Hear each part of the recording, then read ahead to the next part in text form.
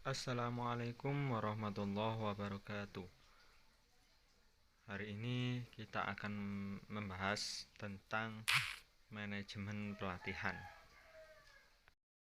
Di dalam manajemen pelatihan, kita akan membahas tentang menjelaskan struktur umum kursus, cara membagi konten menjadi unit, memahami media yang digunakan untuk mengkomunikasikan konten pelatihan, pengorganisasian konten dengan menyediakan struktur umum untuk kursus, mempertimbangkan struktur umur dari setiap unit, mengembangkan struktur keseluruhan untuk konten pembelajaran yang spesifik, memecah konten menjadi unit, merencanakan remediasi dan pengayaan.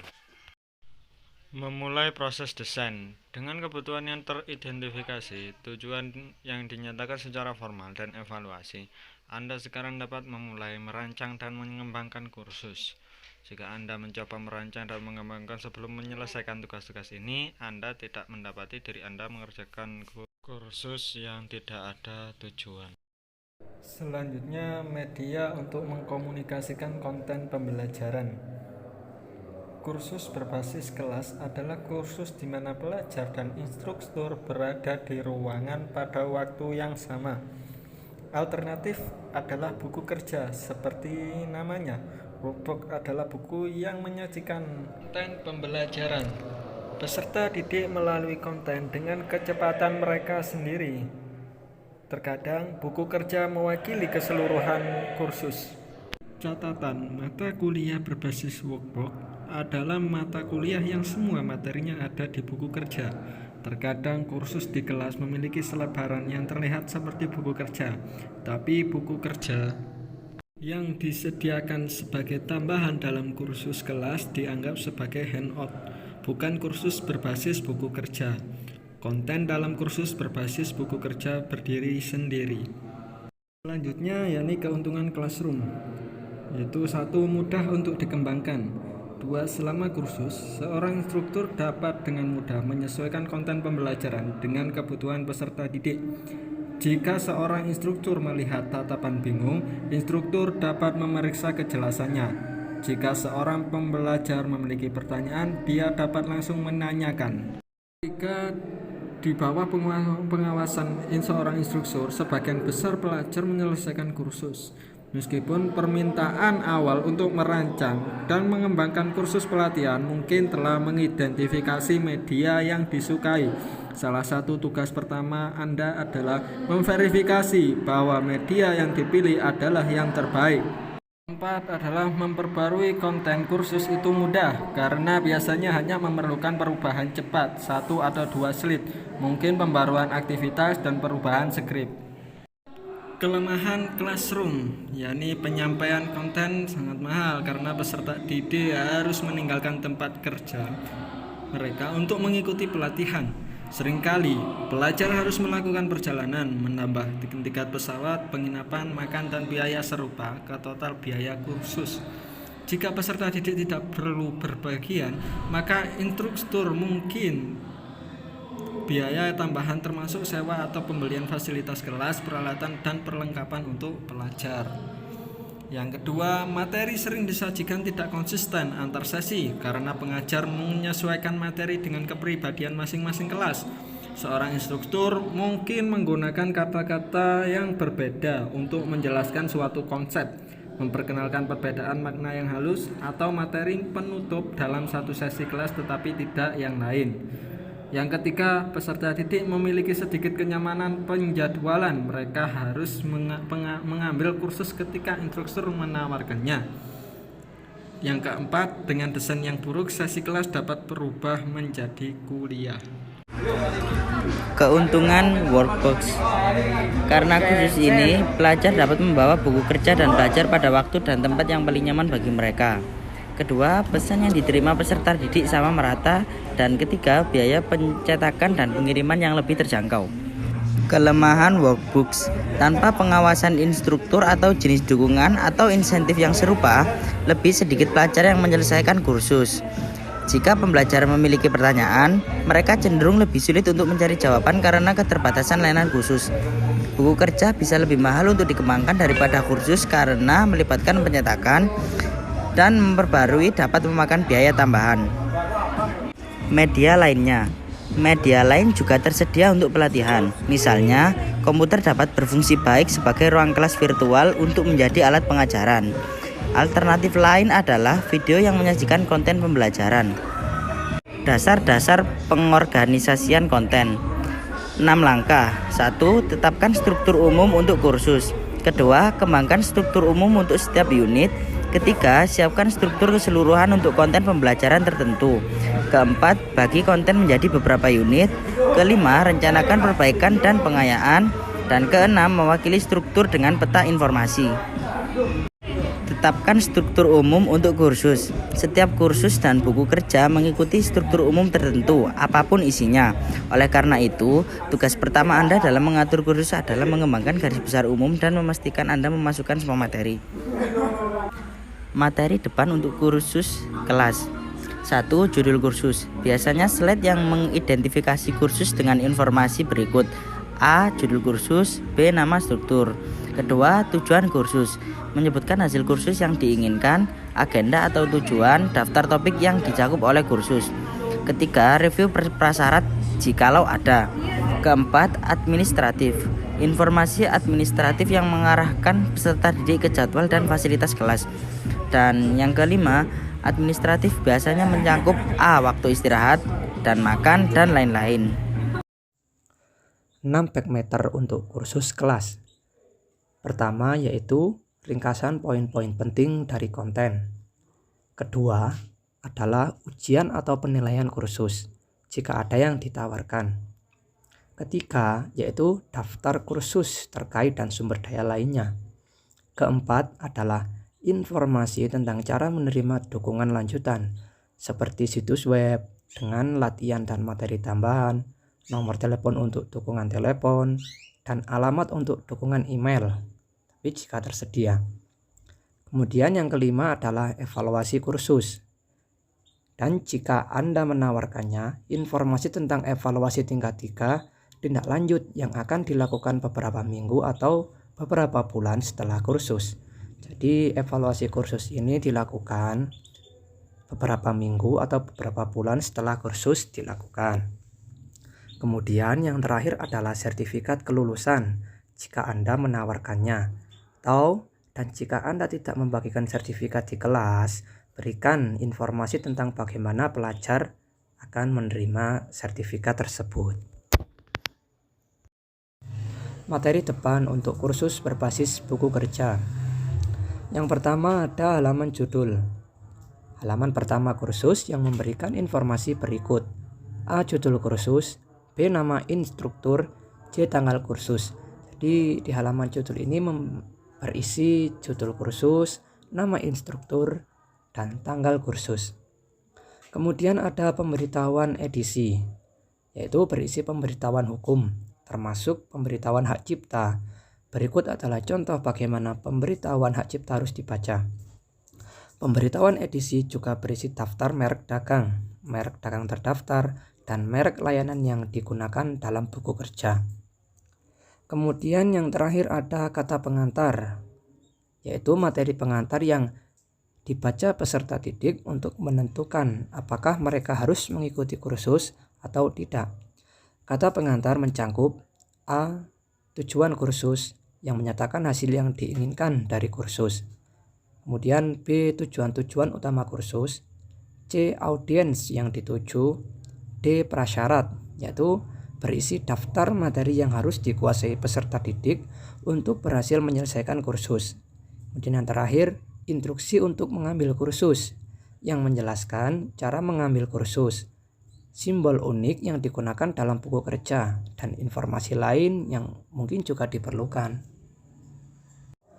Materi kembali untuk kursus berbasis buku kerja. Yang pertama adalah ringkasan poin-poin kunci dari konten dalam kursus. Kemudian yang kedua adalah glosarium, itu berisi daftar istilah yang digunakan dalam buku kerja. Kemudian yang ketiga adalah ujian atau penilaian kursus, jika ada yang ditawarkan. Kemudian yang keempat adalah daftar kursus terkait dan sumber daya lainnya. Kemudian yang kelima adalah evaluasi kursus. atau dan jika Anda menawarkannya informasi tentang evaluasi tingkat 3, tindak lanjut yang akan dilakukan beberapa minggu atau beberapa bulan setelah kursus. Jadi yang kelima ini adalah evaluasi kursus, yaitu dilakukan dengan tingkat 3 itu beberapa bulan atau beberapa minggu setelah kursus dilakukan. Kemudian yang terakhir adalah informasi tentang cara menerima sertifikat kelulusan jika Anda menawarkannya. Jadi jika kita menawarkan sertifikat kelulusan, itu kita harus memberikan informasi kepada para siswa atau para peserta bagaimana cara mereka menerima sertifikat dari kita. 2. Kembangkan struktur umum untuk setiap unit. Depan dan belakang meter untuk satuan kursus kelas. Materi depan untuk unit kursus kelas mencakup 3 item. Yang pertama yaitu slide unit baru yang menunjukkan judul unit dan urutannya, seperti unit 1, unit 2, atau unit 7. Kemudian yang kedua adalah tujuan unit yang meliputi tujuan utama yang tercangkup dalam unit dan tujuan pendukung.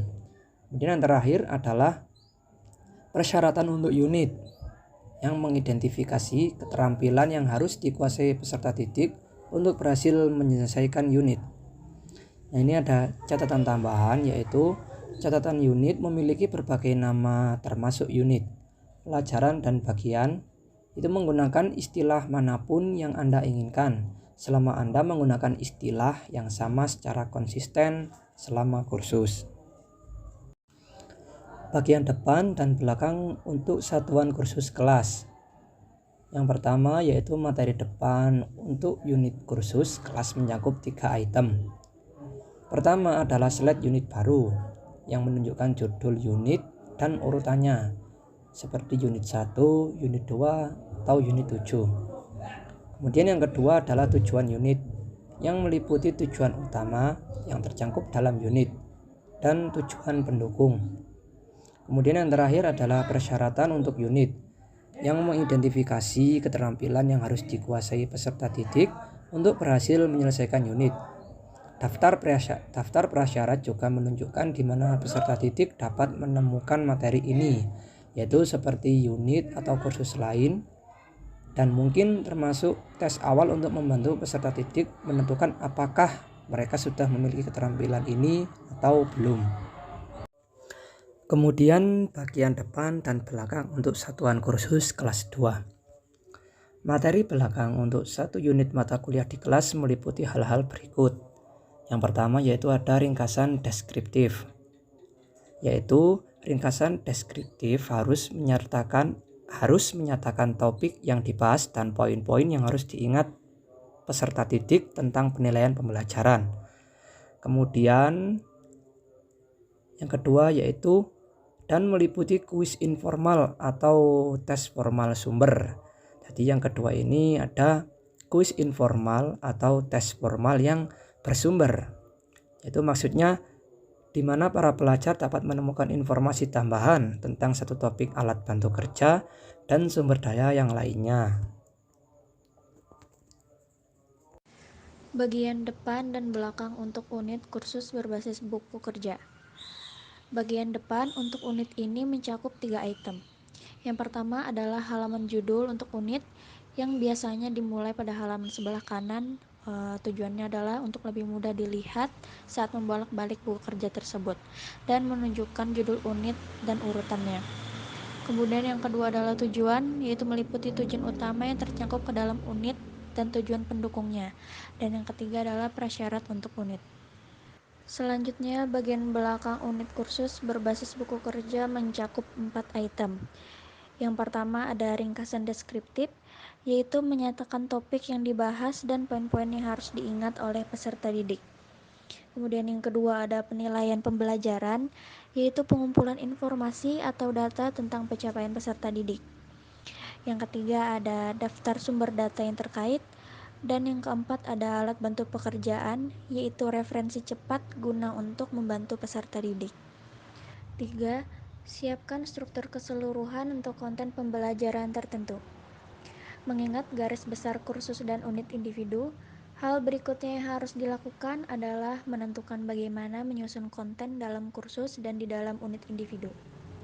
Tujuan konten ini harus instruksional atau bersifat pembelajaran, dan hanya konten ini yang berhubungan langsung dengan tujuan instruksional yang harus dimasukkan di dalam kursus. Kemudian, kalian dapat mengikat konten terkait tujuan dengan skema organisasi, seperti yang disebutkan oleh Wurman 1929, yang menyarankan ada 5 skema umum yang disebut dengan rock topi untuk menyusun konten. 5 konten tersebut adalah yang pertama, yaitu kategori. Contohnya seperti top 15, hard rock, rap atau musik klasik. Yang kedua ada waktu, yaitu baik urutan kronologis nyata seperti dalam kisah suatu peristiwa atau seperti prosedur. Yang ketiga ada lokasi, yaitu mengacu pada suatu tempat. Dan yang keempat ada sub-alfabet seperti dalam direktori telepon, kamus, atau ensiklopedia. Yang kelima ada kontinum, yaitu seperti yang paling sedikit ke yang paling banyak dan yang paling konservatif ke yang paling liberal. Selanjutnya, mengembangkan skema organisasi yang saling melengkapi meskipun berbeda di setiap tingkat hierarkinya, yaitu dengan mengembangkan satu skema organisasi untuk semua tujuan utama dan skema organisasi yang terpisah untuk tujuan pendukung. Misalnya, jika satu bagian dari kursus membahas jenis kebocoran keamanan, maka dapat disajikan sebagai serangkaian kategori. Dan jika bagian lain dari kursus menyajikan prosedur untuk mengamankan informasi, maka dapat disajikan informasi itu sebagai prosedur. Oke, selanjutnya saya akan menerangkan tentang pecahkan konten menjadi unit.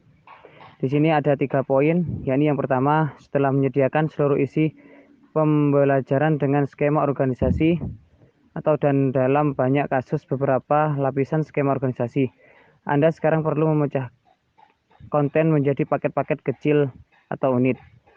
Jadi untuk memudahkan pemahaman, kita harus membagi sebuah persoalan itu tadi atau unit menjadi bagian-bagian kecil. Yang berikutnya yakni poin yang kedua, dengan memecah konten menjadi bagian-bagian yang lebih kecil, Anda membuatnya dapat dikelola oleh pelajar. Ingat, pelajar dewasa memiliki rentang perhatian yang terbatas karena mereka terdesak waktu dan karena mereka memiliki kapasitas konten yang terbatas. Memecah konten menjadi unit membantu mengontrol jumlah informasi yang harus dipertimbangkan peserta didik pada waktu tertentu. Jadi dengan memecahkan konten atau masalah tersebut, ini memudahkan untuk pelajar dewasa lebih mengerti akan masalah tersebut. Poin yang ketiga yakni meskipun beberapa orang ingin mencirikan tindakan membagi konten menjadi unit-unit sebagai sains, kenyataannya ini adalah seni dan dalam beberapa kasus Anda harus mengandalkan firasat. Jadi yang dimaksud di sini banyak yang mengaplikasikan atau membuat tindakan seperti ini,